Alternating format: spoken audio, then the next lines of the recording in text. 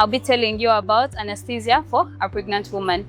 My name is Dr. Sophia Nambiru, a doctor in the Association of Anesthesiologists of Uganda, also known as AAU. AAU is an association that brings together anesthesiologists in Uganda and in the diaspora. An anesthesiologist is a doctor who has completed a Bachelor of Medicine and Surgery and thereafter specialized in anesthesiology and critical care.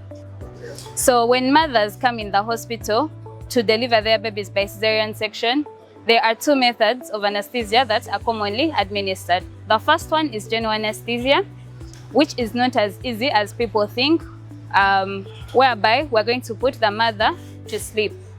So what happens with general anesthesia, we are going to get a cannula, give you medication, and after giving you that medication, we're going to place a tube down your throat and the machine is going to assist in your breathing.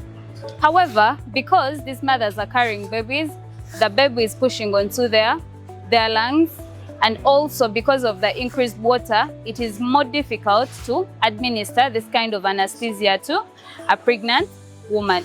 So experts came together and innovated an easier method of administering anesthesia to these mothers, which is regional, and in this case, spinal anesthesia. So with spinal anesthesia, what we do for this mother, what we do for you when you come into the hospital, we're going to inject a medicine, and then that is going to numb just half of your body. Before you get this anesthesia, we make sure you don't have some heart diseases or any infection around the site where we are going to administer this medicine. So during the procedure, your back is going to be cleaned properly.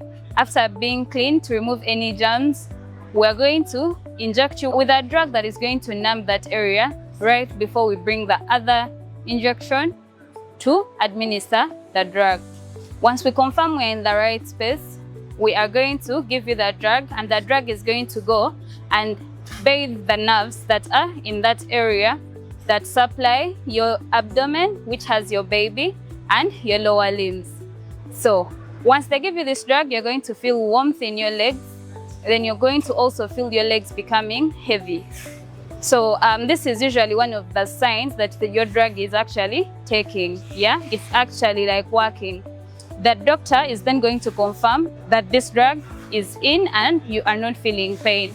So they can use a cold cotton, or they can test with a sharp needle to make sure like you're not feeling pain. Once they confirm you're not feeling pain, the surgery can start. What can go wrong with this anesthesia? When they're giving you this anesthesia, it might fail to work. So they give you this drug, you still feel pain. Your anesthesia provider should be able to repeat the procedure and ensure that it works. If it doesn't work, sometimes you might have no option but be put to sleep. Yeah. So in addition to that, this anesthesia can go higher than expected, but because you're with an expert anesthesia provider, they should be able to counteract all these things and deal with them. So after surgery, you're going to feel your legs still heavy, and you might get what we call a headache post this procedure. However, because of the innovation of very small needles and also adequate hydration during the procedure, we don't expect these headaches to occur as they used to occur in the past.